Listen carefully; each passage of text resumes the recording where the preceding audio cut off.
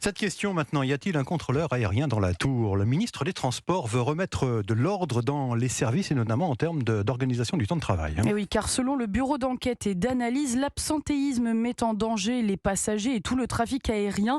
Dans son rapport, le BEA fait notamment référence à une collision évitée de justesse sur le tarmac de Bordeaux. C'était l'an dernier.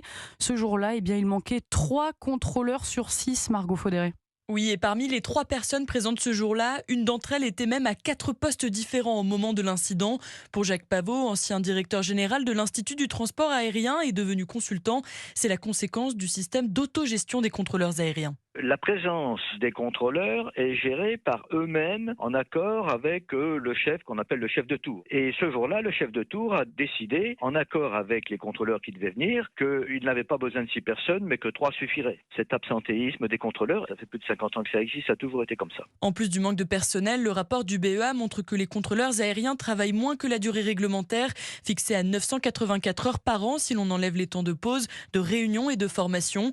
Surtout, toujours selon le rapport, il n'existe aucun système pour contrôler leur présence sur site, créant des situations parfois à peine croyables.